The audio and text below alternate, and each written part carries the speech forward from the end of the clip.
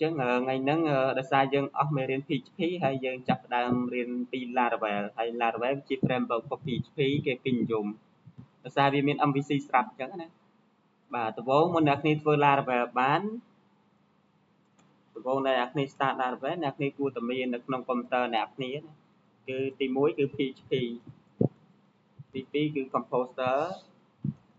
ទី3ហើយជាមួយនឹងPHP Composer តែប៉ុណ្្នឹងបាទតែប៉ុណ្្នឹងបាទហើយនឹង MySQL នឹងអ្នកគ្នាដឹងហើយតែដឹងថាវាបានត្រូវការប៉ុណ្្នឹង PHP Composer ហើយមិនថា PHP ទេពេលអ្នកគ្នាធ្វើ PHP អ្នកគ្នាត្រូវការ send mail send អីត្រូវការ Composer ដូចគ្នាត្រូវអត់បើដែលត្រូវការ library មួយចំនួនអ្នកគ្នាឃើញ file ហ្នឹងហើយត្រូវ composer.json ណាបាទប្រហែលអ្នកគ្នាបាទអញ្ចឹងអ្នកគ្នាយល់ហើយថា PHP ជាស្អីអត់ទាន់ហ៊ានប្រាប់ថា PHP ជាស្អីប្រឡងថ្ងៃហ្នឹងអីដែរអញ្ចឹងខ្ញុំប្រាប់ថា composer ជាស្អីបាទអញ្ចឹងយើងអាច search មើលបានថា composer ជាស្អី what is composer ចាហេដោយតាំងពីថ្ងៃណានេះផ្លូវស្នេហ៍គ្នាក្រំ what is composer បាទខ្ញុំដឹងថា composer វាគឺជាបញ្ចេញលើ music ហ្នឹងនេះបាទនៅក្នុង music ក៏វាមាន composer ដែរអ្នក mix បាទនេះយើងមិនដឹងទេបាទ composer វាគឺជា dependency manager របស់ PHP ហើយវាជា functional tool of modern PHP ដែល include Laravel it allow to declare library your project make to manage their install or update នេះនិយាយឲ្យខ្លីទៅ composer វាគឺជាមេ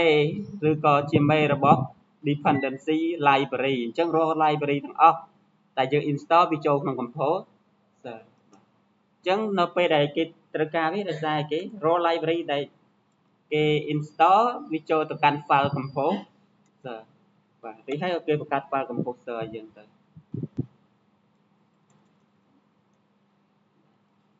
ញ្ចឹងរបៀប install អញ្ចឹងអ្នកគ្នារបៀប install អញ្ចឹងចំពោះរបៀប install Laravel គឺអ្នកគ្នាមើលតាមបច្ចេកទៀតបាទបច្ចេកអ្នកគ្នាយើងអាច check មើលណាបាទ Laravel install អញ្ចឹងឥឡូវ Laravel ឡើងដល់12ហើយប៉ុន្តែលោកគ្រូសុំយក version 10សិននេះ Laravel ណាអ្នកគ្នាឡើងដល់12ហើយអញ្ចឹងបងប្អូនមើលមើល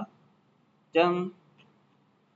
វាឡើងដល់12តែចាំលោកគ្រូប្រាប់ពីរបៀបតឡើងលើ12ប៉ុន្តែលោកគ្រូសុំតឡើងលើ10សិនណាអញ្ចឹងអ្នកគ្នាចេះអា10ទៅតើអ្នកគ្នាអាចមានកំណត់តឡើងអា12បានអត់តើណាបាទអញ្ចឹងលោកគ្រូឡើងអា10នេះសិនបាទអញ្ចឹងចំពោះ Laravel 10ឬក៏ Laravel ប៉ុន្មានអ្នកគ្នាត្រូវ check ផងតើ Laravel មួយវា fit នឹង version ប្រហែលអញ្ចឹងអ្នកគ្នាអាច check មើលតិចទៅឬក៏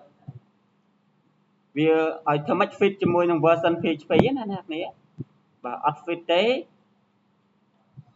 បាទគឺវា install អត់កើតទេមក PHP version 1 PHP version 2 PHP version ប៉ុន្មានហ្នឹងគឺយើងត្រូវទៅចាំពពួកអស់ហ្នឹងគឺចាំមិនគេប្រើ Docker ទៅវារៀងស្រួលជាងហ្នឹងមានអត់មានណាឬក៏យើង check តាមនេះ PHP with Laravel version ហើយយើងអាច check image បាននេះគេប្រាប់ដែរនេះអញ្ចឹងអត់ឃើញខ្ញុំចំណាំខ្ញុំមានរូបភាពនេះអញ្ចឹងនេះគ្នាគឺ8យើងអាចប្រើ PHP version 8 ចុចបានបាទដល់ពេល Laravel 9យើងអាចប្រើ8.0ក៏បាន Laravel 10យើងអាចប្រើ8.1ឬក៏ខ្ពស់ជាងហ្នឹងប៉ុន្តែ Laravel 12ឬក៏ Laravel អីយើងប្រើ version នេះអាហ្នឹងខ្ញុំមិនហ៊ានធានាអ្នកនឹងវាបានមកពីណាទេពីព្រោះវាចេះបោះឲ្យយើងខ្ញុំអត់ដឹងថាវាយកមកពីណា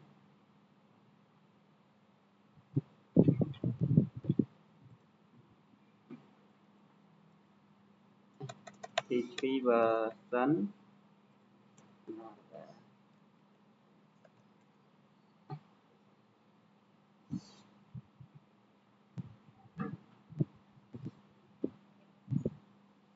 បាត់អានេះបាត់ហើយណានេះបាត់អារូប ខ្ញុំ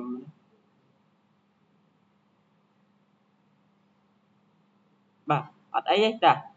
អ្នកគ្នាចាំ check ក្រោយទៀតណាចាំមកខ្ញុំមានឲ្យតែខ្ញុំបោះឲ្យគ្រាន់ថាអ្នកគ្នាត្រូវរំលឹកខ្លួនឯងថាពេល install Laravel ត្រូវតែ PHP ហ្នឹង fit ជាមួយនឹង Laravel version ដែរអូនអាច install Laravel version បានគឺនេះបាន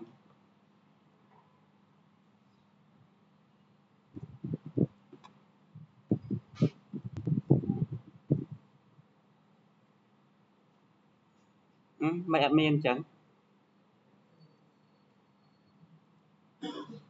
បាទខ្ញុំសុំទៅឆ្នាំយើងនេះអត់ទាន់មានទេបាទអត់មាននេះ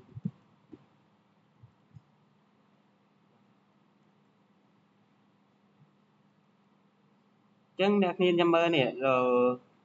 គេមានប្រាប់យើងថានេះឃើញទេ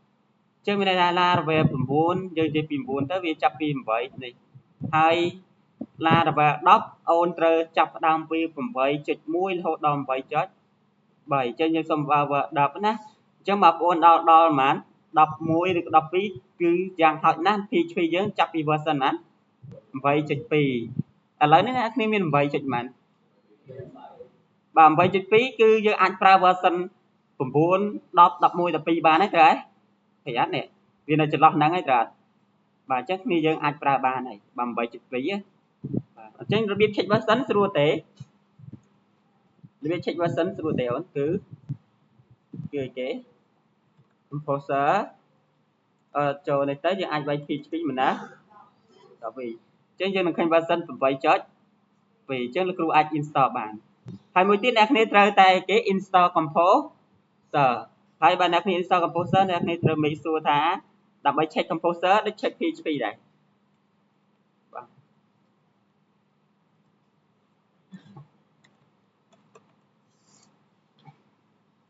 អញ្ចឹងលោកគ្រូ check មិនទៅគឺ composer មានតែពីជាអ្នកគ្នារបៀប install composer ស្រួលទេលោកគ្រូអ្នកគ្នាចង់ឲ្យ check install ម្ដងទៀតអត់មិនបាច់ទេចាំ install ខ្លួនឯងណាបាទអូនទៅវិញអូនរៀនអំពីរបៀប install composer ខ្លួនឯងគ្រាន់តែថាពេលអូន install បានឬមិនបានអូនវាយពាក្យថា composer ដល់បើវិញកុំព្យូទ័រគេកាយដៃគេស្រួលទេហើយ install composer គឺ install ស្រួលជាងគេបំផុតអ្នកនេះគ្រាន់តែចូល website composer បាទវាយពាក្យថា composer install ហ្នឹងណាបាទរីហើយអូនយកនេះមកបាទបាទអានេះអាឡាត់ test ណាអ្នកគ្នាបាទចុចលើហ្នឹងបាទនេះរីហើយអូនចុចលើនេះចុចលើនេះវា download ឲ្យយើងស្រាប់ពេលយើង download បានហើយយើងចុចពាក្យ install ដូចជា install application ចឹងយល់ទេបាទចុចលើនេះទៅវា install ឲ្យយើងហើយវាជា file នេះហើយយើងអីគេវា download ឲ្យយើងហើយបាទវា download តបមកយើង install មកបាទអ្នកគ្នាអត់អីទេពេល install បានអូនចង់ make sure ថាដើរឬមិនដើរវាយ comment នេះបាទពេលមុនវាយបិទអានេះសិនណាចាំវាយខ្លាចវាអត់ទាន់ជាប់ខាច់វាជាប់ខាច់បាទបន្ទាប់ពីមានទាំងអស់ហ្នឹងហើយដល់វគ្គដែលយើងចាប់ផ្ដើមអីគេ install Laravel អញ្ចឹង install Laravel ពេលយើងមានអាហ្នឹងម្ដង install Laravel ស្រួលទេយើងគ្រាន់តែចូលមក comment នេះមកនេះបាទអញ្ចឹង comment នេះខ្ញុំអត់ចាំទេហើយអ្នកនេះក៏មិនបាច់ត្រូវការចាំអីដែរប៉ុន្តែវាមានពីររបៀបអ្នកនេះអាចធ្វើតាមនេះក៏បានអ្នកអីច្រើនដែរបាទពីររបៀបហ្នឹងទេអ្នកនេះអាចធ្វើតាមនេះក៏បានឬក៏តាមនេះក៏បានខ្ញុំចូលចិត្តតាមនេះបាទអញ្ចឹងយើង copy comment នេះអ្នកនេះយកទៅដាក់កន្លែងណាក៏ដាក់ទៅអ្នកនេះចង់បើកមួយអីគេខ្ញុំដាក់ក្នុង desktop ខ្ញុំមក folder តិចអញ្ចឹងខ្ញុំដាក់ក្នុង desktop folder តិចអត់បាទអ្នកនេះចង់ប្រើ Git Bash ក៏បានឬក៏អីគេ CMD ក៏បានចុះហើយ Git Bash ខូចទៀតហើយមិនចឹងអអរគុណច្រើនកាន់ប្រើយូរអញ្ចឹង right click ផាមិញចូលមកហើយកុំទាន់ enter អ្នកនេះចង់ដាក់បច្ចេកយើងឈ្មោះអីនេះដាក់មកបច្ចេកយើងឈ្មោះអីគេបាទ Laravel បច្ចេកយើងឈ្មោះថា2026 C អញ្ចឹងលោកគ្រូចុច in enter បាទអញ្ចឹងវានឹងនេះហើយអ្នកនេះចាំវាប្រហែលជា120នាទី ចាំពី120នាទីឃើញបានងប់ហើយនៅបានធ្វើអីហ្នឹងប្រឡងអស់មកប្រឡង Laravel 2 ម៉ោងគ្រាន់តែ install Laravel ធ្លាក់ទៅ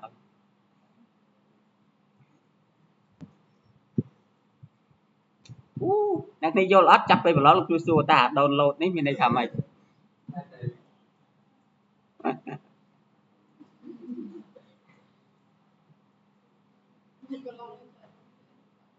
បាច់ទេប្រឡងយើងសួរតានេះតើ download line នេះគេ download ដើម្បីអីធ្វើអីអានេះដើម្បីអីអានេះដើម្បីអីអង្គុយទៅសេអស់បាទខ្ញុំក៏អត់ដឹងអត់ដែរអ្នកគ្នាគឺនឹងសិទ្ធិពួកអីគេ expert ហើយ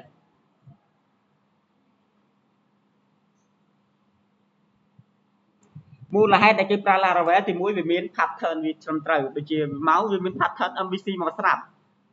មានតាំងពី database មានតាំងពី controller view អីគេ model មកទាំងអស់ហើយវាមានបូកជាមួយនឹង object oriented program វាឲ្យយើងមក complain ហ្មងណាហើយវាមានឲ្យ route ឲ្យថែមទៀតអញ្ចឹងរបៀបឲ្យយើងស្រួលអស់ប៉ុន្តែគ្រាន់តែយើងចេះប្រើឬក៏មិនចេះប្រើទេប៉ុន្តែអ្នកខ្ញុំគិតថា Laravel ស្រួលជាង Java ឆ្ងាយហើយបាទយើងអ្នកមកទៅធ្វើ Laravel ក៏លឿនដែរហើយក្រុមហ៊ុន solution មកគេប្រើ Laravel ដោយសារវា fast development ហើយវាអីគេ easy to learn ចំពោះគ្រាន់ថាបើចំពោះទៅ banking អីគេអត់ទៅប្រើវាបើពពួក enterprise អញ្ចឹងអ្នកគ្នាអាចពេលខ្លះអ្នកគ្នាទៅ solution អីចឹងទៅគេនៅមានប្រើដែរគ្រាន់ថាការប្រើគេខុស version អ្នកខ្លះគេប្រើ version 5 version 0 old school ណា version ប្រហែល6 version 7ឥឡូវ version វាឡើង10 12ហើយវាខុសគ្នាត្រង់តែកន្លែង route ទេ route ឬក៏របៀបហៅតិចតួច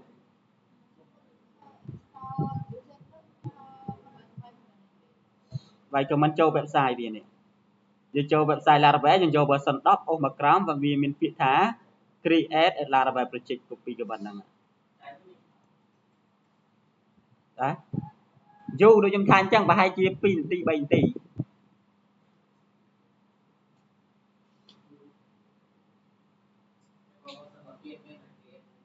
បាទ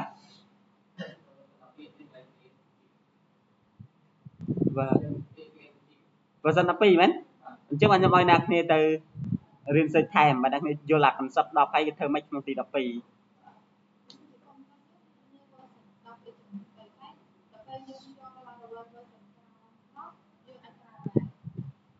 អាចអត់ទៀត version ក្រោម10ដូចជា7 8វាខុស PHP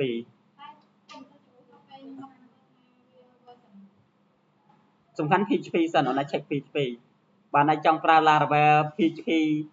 Laravel 6អូនឯងប្រើ PHP version 8ដល់អត់បានទេ PHP មិនដែរវិញហើយឃើញ version ណា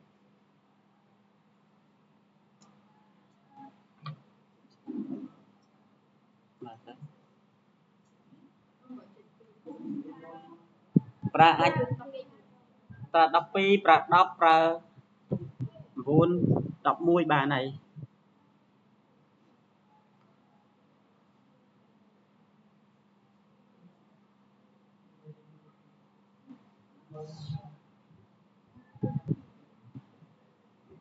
យូរបន្តិចដែរចំពោះអីគេ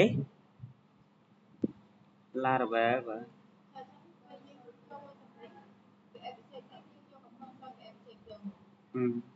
យកអាសិត10ហ្នឹងណាតែឲ្យយើង check composer សិនអត់មាន composer ប្រើបាន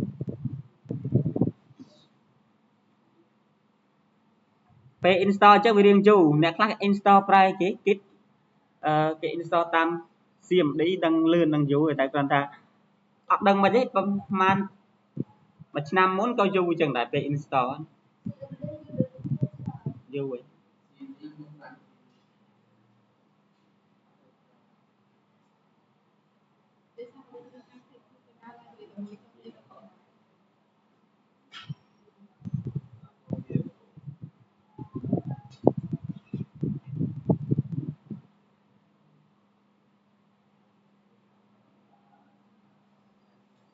ហើយបើសិនប្រឡងវិញអ្នកគ្នាពេលខ្លះយូរណាស់អង្គុយនឹងឲ្យត្រូវអត់ អอกមកថាអង្គុយ install ឡើងវិញហ្នឹងគឺហើយយើងអ៊ីនធឺណិតប្រើរួមគ្នាអ្នកផ្សេងគេ install យើងក៏ install វាទាញអ៊ីនធឺណិតគ្នាយើងចង់ខូចយើងទៅបដាច់អ៊ីនធឺណិតគេចោលសិនយើងដាក់ដល់ខ្លួនយើងទៅ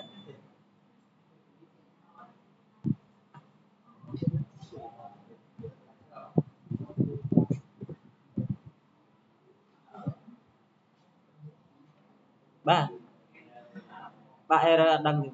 គិតខ្លួនឯង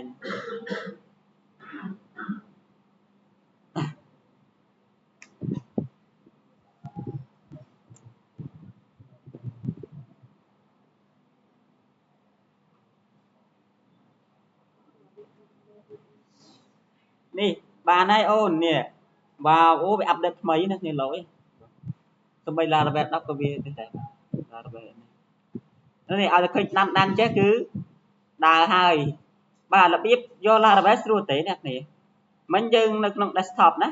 ញ្ចឹង Laravel យើងឈ្មោះគេវាចុចយើងមិញ cd Laravel 2020អូអ្នកគ្នាមើលសិនបាទណាចេះ Laravel 2026បាទហើយចូលទៅចូលឲ្យដល់ណាបាទចូលឲ្យដល់មកនេះចុចដល់ហើយយើងចេះ open មួយ VS Code ទេបាទអត់ចាំយើងបើកបរិញ្ញាបត្រមកខុសទៀត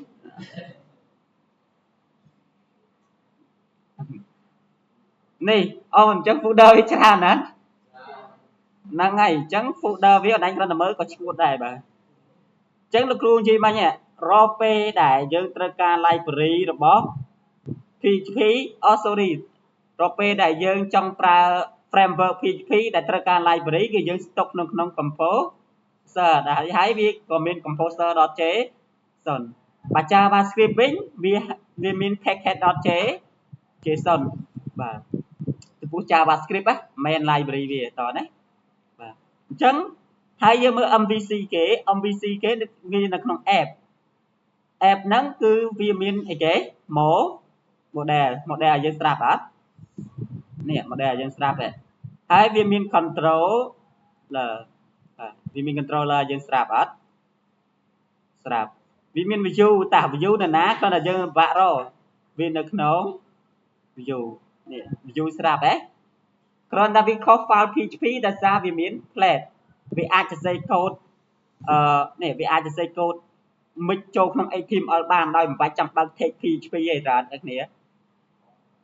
វាងាយស្រួលអញ្ចឹងពេលដែលវាមាន file plate ហ្នឹងមានន័យថាម៉េចរាល់ពេលដែលយើងសរសេរកូដ PHP មិនបាច់ចាំបើកកូដ PHP ចូលទេហើយយើងមានសំខាន់ជាងគេយើងមាន database ទៀតបាទជួយនេះមាន route ទៀតទេ route មាន route API អានេះ route API បើយើងចង់ធ្វើ API route web បាទមាន route អីទៀត route មានច្រើនបើយើងចង់ប្រើ web បើយើងចង់ប្រើ API បាទយើងមានអីគេ data បាទវាមានឲ្យយើងទៅអស់មកណាគ្នាបាទមានណា database ជួយមើលលោកគ្រូនេះ database ដើម្បីធ្វើអី store តិនណៃ PHP អត់មាន database ទេវាគ្រាន់តែយើង connect data បាទតោះណា table អីយើងបង្កើតនៅក្នុង MySQL រួចហើយយើង connect មកទៅឲ្យវាបេះទៅលើ MySQL ប៉ុន្តែ Laravel អត់ទេអ្នកគ្នាគឺវាមាន migration ហ្នឹងវាដូចជា table អញ្ចឹងតោះអញ្ចឹងពេលអ្នកគ្នាយកបច្ចេកយើងយើងមិនបាច់ចាំ import database បានដែរគ្រាន់តែ run បច្ចេកហ្នឹងទៅ run ទៅវាយកអា table ហ្នឹងទៅ run នៅលើ migration database យើងស្រាប់នឹងយល់ទេណាអត់យល់អត់ទៅអត់អីទេអានេះយើងបាទចំពោះតនន័យគេប្រើក្នុង Seeder បាទពីច្រើនគេយកនេះគេយក migration វាសំខាន់វាជា structure table បាទអញ្ចឹងអស់ហើយអញ្ចឹងពេលលោកគ្រូ demo អ្នកគ្នាមើលអត់តណាលោកគ្រូ demo part 1ហ្នឹងតកតងជាមួយនឹងអត់ធ្វើ API ឲ្យអូនទេបាទជាក់ថាលោកគ្រូអត់ធ្វើ API ណា part 1លោកគ្រូអត់ធ្វើ API ទេលោកគ្រូធ្វើ CRUD ជា web អញ្ចឹងរបៀប run Laravel ស្រួលឯអ្នកគ្នា run Laravel ធ្វើម៉េចបាទគឺវាចេញពី PHP ហ្នឹងទេខ្សែវាណា PHP artisan ទៅខ្ញុំ run ផត default វាគឺ 8000 បាទនេះបានអត់បាទនេះស្អាតអញ្ចឹងមានន័យថាអានេះគឺជា route អីគេ route /home យើងដឹងហើយ route មានទូនាទីធ្វើអីអូននេះ route ណា route យើងចុច control P យក web នេះ route គេហ่ะវាហើយអានេះអត់មាន controller ទេហើយបើយើងបិទអាហ្នឹងទៅវាកាន់ view គេនេះបិទទៅបិទបាត់យើងអាចសរសេរជា string បានអត់ return string return I John on the mic វាចេញអីបាទអញ្ចឹងគេវិឆាំងគេប្រើគេ route ដែលត្រឹមត្រូវអ្នកនេះគេមានដាក់មានអីយកអត់ប្រាំចេះទេអានេះខ្ញុំឈប់ comment ចោលណាបាទអញ្ចឹងយើងគួរតែមាន controller មួយយើងគួរតែមានឥឡូវអូនចង់ឲ្យឆើធ្វើអីធ្វើទៅតង់ user អត់យើងមានយើងចង់ root user យើងមានអីគេយើងមាន model មាន controller មាន database បាទចាស់ចាំមើលលើ ធ្វើណាចូលហើយអ្នកនេះຕົកទៅរៀនពេលមើលវីដេអូនឹងក្រោយទៅរៀនចប់ទៅធ្វើឲ្យក្រុមហ៊ុនគេទៅណាក្រុមហ៊ុនណាដែលប្រើ Laravel ទៅគ្រូបាក់សាមសិន Do you know Sam I do know ស្គាល់ច្បាស់ឡើងស៊ីជម្រៅអង់គ្លេសមានន័យថាម៉េច I do know ខ្លាំង I do ពេលដាក់ do មកថែមទៀតខ្លាំង I do love មានន័យខ្ញុំស្រឡាញ់គេខ្លាំងឈួត I do crazy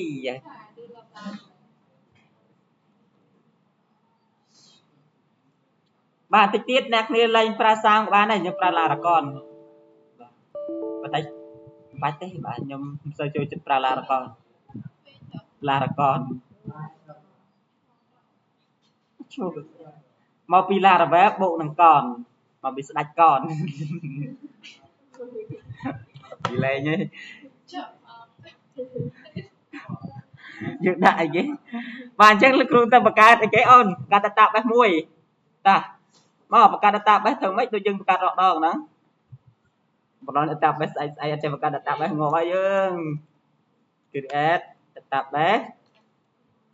Laravel 2026 ទីណានេះអត់អូខេ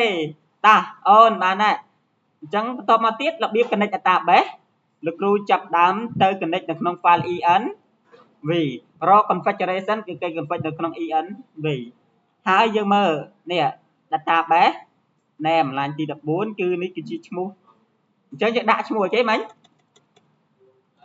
Laravel 2026 ទី password យើង root username root នេះយើងត្រូវអត់បាទត្រូវអស់ហើយអញ្ចឹងអូនចាំមើលនេះអាកន្លែងនេះក្នុង database យើងមាន table នៅអត់តមានទេ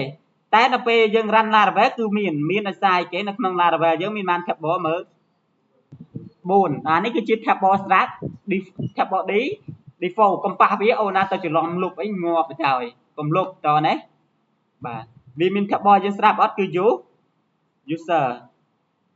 នេះវាមាន table user យើងស្រាប់ឥឡូវខ្ញុំអត់ចង់ប៉ះពាល់ user ទេខ្ញុំចង់បង្កើត table ថ្មីតាក់ទង student ណាតន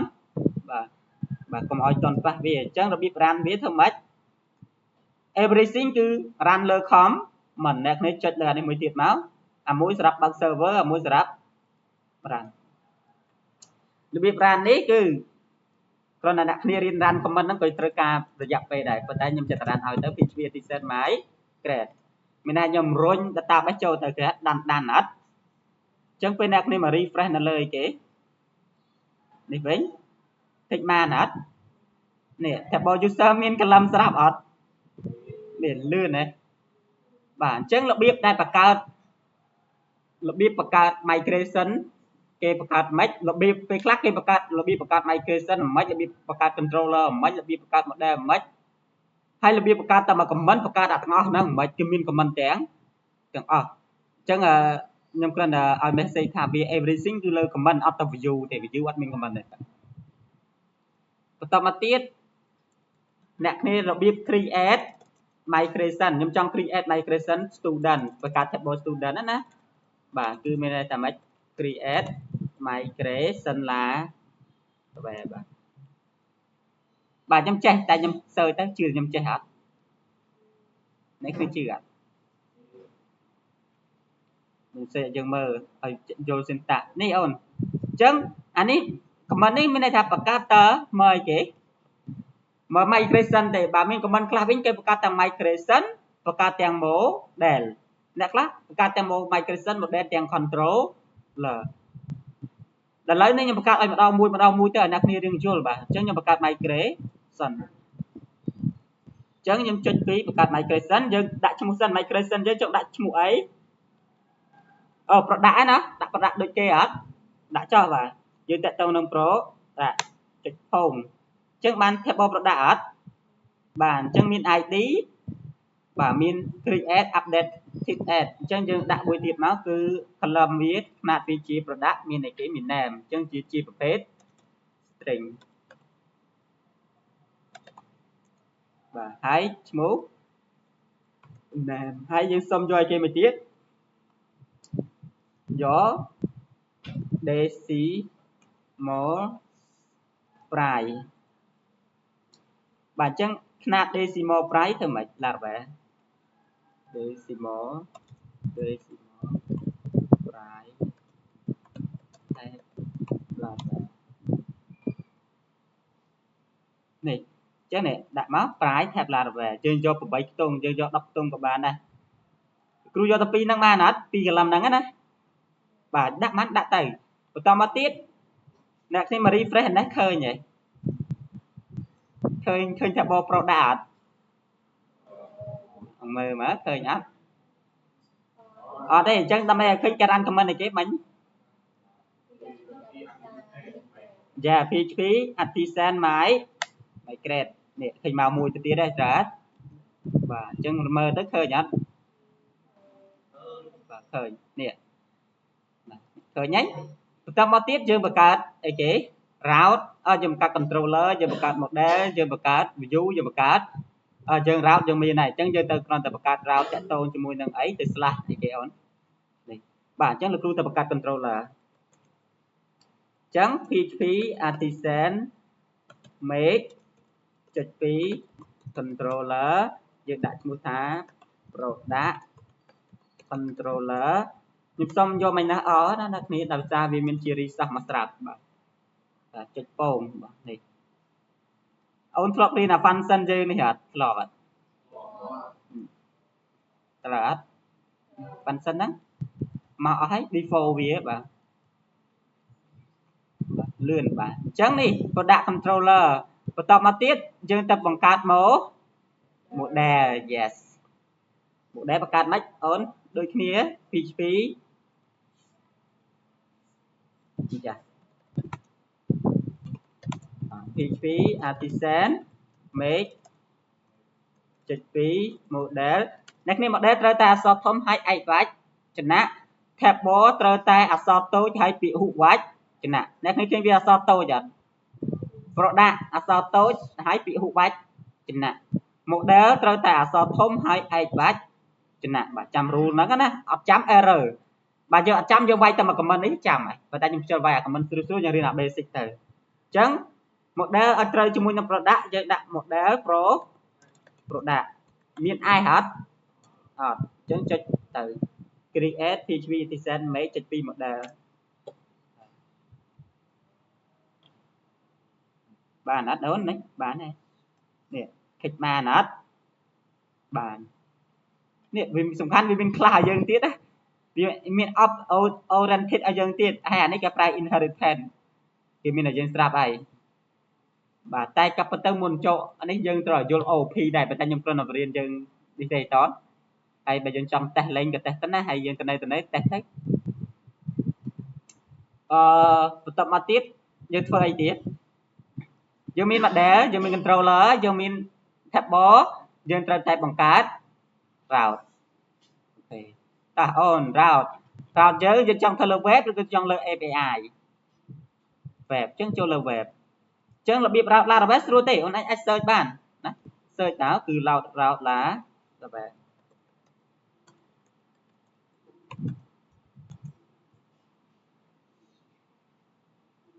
បាទចឹងនេះអានេះ route អត់មួយអានេះ route មួយ function ប៉ុន្តែ route មួយ controller គឺប្រាប់បែបម៉ាអូននេះដូចយើងហ៎ដូចយើងធ្លាប់រៀនអត់បាទយើងចង់ប្រើ get អត់បាទចឹងយើងដូរមក copy មកពងចឹងយើងប្រើអី get អូខេយើងប្រើ get យើងចង់ទៅគេ product បាទបន្តមកទៀតយើងចង់ទៅ controller អីគេ product control អ្នកនេះឃើញវាអញ្ចេះឲ្យឃើញអញ្ចឹងចុច enter មកចុច enter ហើយវានឹង import យើងពីខាងលើលឿនទេបាទលឿនដូច PHP ចឹងឯងទេ PHP លឿនចឹងអត់ដូចអត់ទេណោះតែឡា PHP ដាក់ខ្លួនឯងទាំងអស់ត្រូវអត់បាទទៅកាន់ function មួយណានៅក្នុងនេះហ្នឹង index នេះគេចុចបានដូចគ្នាអត់ដល់ដូចគ្នាហ៎បាទអូខេអញ្ចឹងរកពេលដែលលោកគ្រូមាន route ប៉ុណ្ណឹងបាទរកពេលលោកគ្រូបាននេះវិញទៅរកពេលដែលលោកគ្រូមាន route ប៉ុណ្ណឹងអញ្ចឹងពេលលោកគ្រូ refresh ទៅកាន់ឯគេ product បាទអញ្ចឹងពេលលោកគ្រូដាក់ route ទៅ product វាអត់ចេញអីដោយសារយើងអត់មាន write something នៅក្នុង control អញ្ចឹងលោកគ្រូចាប់ដើម write something ក្នុង controller ធ្វើម៉េចបាទអញ្ចឹងសួរឯអ្នកនេះគឺអ្នកគ្នាបញ្ចូលតនន័យតាមនេះសិនអ្នកគ្នាproduct ហ្នឹងអ្នកគ្នាអាចបញ្ចូលតនន័យបែប static ធ្វើម៉េចនេះគឺខ្ញុំចូលគឺថាខ្ញុំដាក់ថាអីគេ banana ខ្ញុំយក price ហ្មង banana 22ហើយខ្ញុំយកមួយទៀតគឺ orange 21ហើយខ្ញុំចុច go ហ្នឹងមានន័យថាម៉េចទៅនេះបានហើយអញ្ចឹងវាអត់មាន created update ទេនៅពេលដែលយើងដាក់ menu ហើយខ្ញុំចង់ធ្វើការទាញ database ហើយខ្ញុំបោះឲ្យមកនេះដូចយើងរៀនណាត្រូវអត់ធ្វើម៉េច connect database connect បានហើយលឿនទេ connect database របស់ Laravel ស្រួលណានេះតែ PHP ម៉ែហើយតាមរយៈ PDO ហ្នឹងសេកូដចង់1លានឡានត្រូវណាគ្នានេះគេ connect តែមួយអេមតែប៉ុណ្ណឹងឯងស្អីណា PDO ណា try catch ញ៉ៃញ៉ៃចុងក្រោយ error ដែរជីលេងណានេះបាទស្មាត់តោបាទបាទអញ្ចឹងបន្តមកទៀតអីគេជើងបាននេះហើយរបៀបទៅប្រើ Laravel វាមានច្រើនអ្នកគ្នាចង់ប្រើ Eloquent ឬក៏ប្រើ Query Builder ស្រេចលើអ្នកគ្នាបាទលោកគ្រូសុំប្រើ Eloquent ទៅវា modern ហើយវាលឿនប៉ុន្តែ Query ក៏វា low ណានៅពេលដែលយើង join ខបច្រើនបាទឥឡូវលោកគ្រូប្រើ Eloquent សិនអញ្ចឹងលោកគ្រូប្រើ Eloquent លោកគ្រូត្រូវការ model ជាចាំបាច់ Eloquent work មួយ model Query work មួយ database អញ្ចឹងលោកគ្រូប្រើ model អញ្ចឹង product លោកគ្រូប្រកាស variable pro ដាក់ស្មើនឹង model យើងឈ្មោះអីមិញ product នេះអូមកខំឃើញ product អត់ចុច enter វា import product ឲ្យយើងប្រើ eloquent method ចំពោះនៅក្នុងនេះគេអាចប្រើវាដាមនៅក្នុង PHP គេប្រើអី DD បាទគេប្រើ DD ដើម្បីតេស្តមើលបាទតើមានតនន័យមកអត់មកអត់មកទេមកអត់មកឲ្យតែមកប៉ុណ្ណឹងចាញ់ឲ្យរស់ហើយត្រូវអត់រស់ហើយឲ្យតែមកប៉ុណ្ណឹងបាទអញ្ចឹងមានន័យថាយើងចាប់ database មិនលឿនអត់អត់អីញ៉ៃទេក្រាបមានតនន័យ database អីចាប់មក controller ទៅប៉ុណ្្នឹងឯងបាទតែប៉ុណ្្នឹងបាទអាហ្នឹងអា basic យើងណាបាទតែប៉ុណ្្នឹងឯងបន្តមកទៀតបន្ទាប់ពីចាប់បានហើយយើង return ទៅកាន់អី view ហើយគេមាន view ហើយមាន file view នៅឯអញ្ចឹងយើងទៅកាន់ view មួយទៀតមកយើងដាក់ថាបង្កើតថាម៉េចគឺ product អ្នកនេះអាចដាក់ថា product dot list dot let dot php នេះអ្នកនេះឃើញធ្វើអញ្ចឹងលឿនបាទ បាទអញ្ចឹងយើងមកនេះយើងចូលទៅកាន់គេ view ហើយនៅក្នុង folder អី product dot list នេះអ្នកគ្នាឲ្យទៅឃើញចេះឲ្យទៅឃើញចុច link ទៅបានចុចទៅដល់ហើយដល់អត់ដល់អញ្ចឹងនេះហើយអញ្ចឹងយើងអាចហៅ bootstrap មកលេងបានបាទខុសហើយ bootstrap file មកលេងមក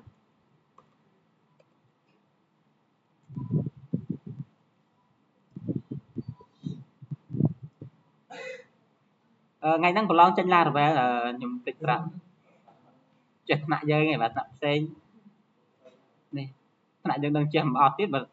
មើលយល់ផងអូយលើកថ្នាក់ផ្សេងលឺអន់ចិត្តអត់បាទចេះតិចស្បាយចិត្តនៅពេលដែលគេអន់ចិត្តជឿអត់ពេលគេស្បាយពេលគេអន់ចិត្តច្រើនយើងស្បាយចិត្តនេះ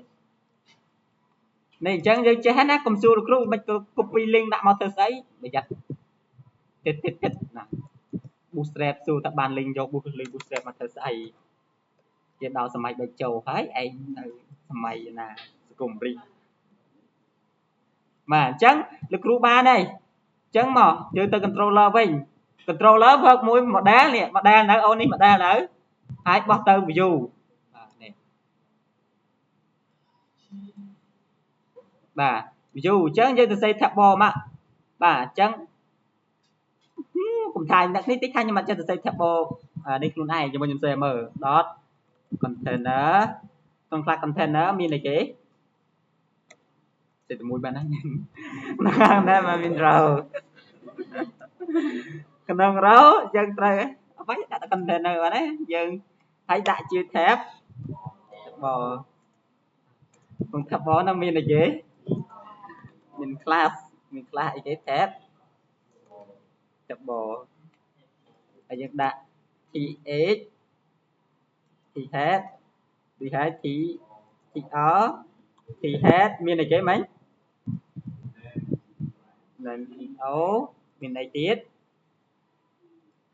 មាន name មានអីគេទៀតមាន price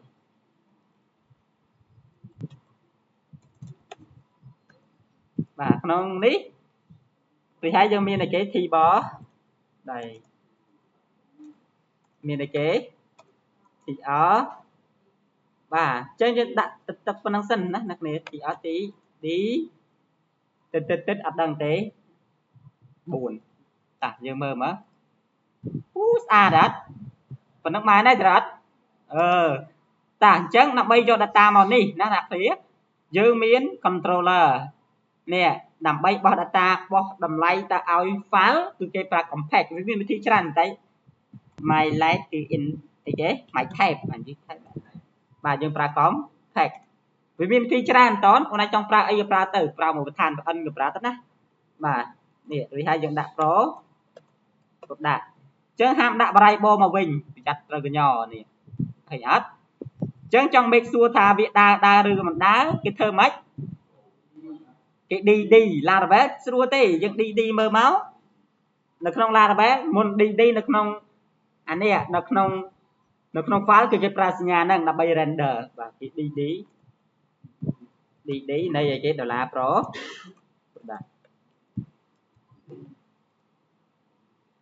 បាទឃើញវា slow អញ្ចឹងឃើញ error អត់មក delete អត់មាន$ទេអូយនេះឃើញបានអត់បានណាខ្ញុំខ្ជិលចុចបីច្រើនហ្នឹងបាទអញ្ចឹងអ្នកគ្នាចេះ for x អត់ចាកូនសាសនាដែរមិនចេះនោះណាអញ្ចឹងយើងសេមក for x ចាំមើល for x Laravel និង PHP ក៏គ្នាមិននេះប៉ុណ្ណាមានអីទៅសាំញ៉ាំអីច្រើនទេអញ្ចឹងអានេះយើងដាក់ថាជា pro ដាក់អានេះទៅជា pro បាទអានេះខ្ញុំសុំដាក់ index បានទេហើយនាំឲ្យគេ pro ដាក់បាទហើយយើងដាក់ឲ្យគេ tr មានយើងមាន t យើងមានអីគេយើងមាន td ហើយអានេះយើងឲ្យយក index រត់គឺ $index បូក1បាទអានេះគឺគេយកអី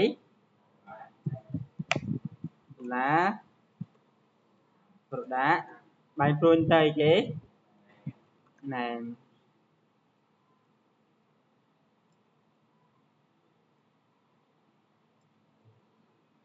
បាយព្រួញទៅយ៉ាបានអត់ប៉ុណ្ណឹងចប់ហើយណារ៉ាវ៉េដែរគ្នាមើលមើល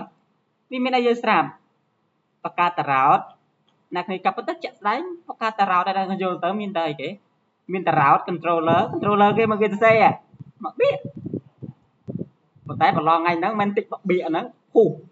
ហ្នឹងយើងរៀនមួយគ្រូណាស្អីតាមគ្រូហ្នឹងមកណាពីឆ្វីបាទមានមកបៀកអញ្ចឹងទេតោះចាប់ថាក់ចាស់ទេអានេះវាចង់ឲ្យយើងស្រាប់ទេអូនប៉ុន្តែហែកអត់កើតទេចំពោះអ្នកផ្សេងអត់ដល់អីពួកអញដល់និយាយលេងហើយបាទអញ្ចឹងបានអត់នេះបាននៅ create នៅអីទៀតអ្នកគ្នាចង់ខ្ញុំធ្វើអីឬក៏ឈប់ប៉ុណ្ណឹងសិនវីដេអូឈប់ហ៎ឈប់សិនអីឈប់ហ៎បានទេប៉ុណ្ណឹងឯណាប៉ុន្តែឈប់ demo អីណាតដល់ឡារ៉ាវ៉េចាំ demo ទៀតអានេះខ្ញុំគ្រាន់តែ demo ស្លាច់អ្នកគ្នាຕົកទៅរៀនទេបាទអត់អំឡឹកឯអ្នកគ្នាធ្វើអីធ្វើទៅចង់ប៉ុណ្ណឹងឬក៏ចង់តទៅមុខទៀតហ៎អត់មានទេអត់មានទេបាទអញ្ចឹងលោកគ្រូមានប៉ុណ្ណឹងហើយបងប្អូនចង់ទៅរៀន Laravel ទៅរៀនឲ្យខ្លួនឯងទៅខ្ញុំប្រាប់ប៉ុណ្្នឹងឯងទេប៉ុន្តែស្រួលឯអូនសំខាន់ជាងគេអូនឯងមានអស់ហើយមើលតាមលោកគ្រូមាន route អត់ដូច route បើយើងចង់ដាក់ route មួយទៀតត្រូវអត់មាន form មានអីដាក់ចាំថ្ងៃណាចាំខ្ញុំធ្វើ full វីដេអូឲ្យបាទតែថ្ងៃនេះអ្នកគ្នាចង់រៀនធ្វើតែប៉ុណ្្នឹងសិនទៅបាទវីដេអូយើងមានលុយយើងមានដែនកំណត់ចប់ប៉ុណ្្នឹងធ្វើតាមទឹកលុយនិយាយលេងទេសាច់ខ្លាចយើងទៅមុខទៀតអត់យល់ទាំងអស់បាទ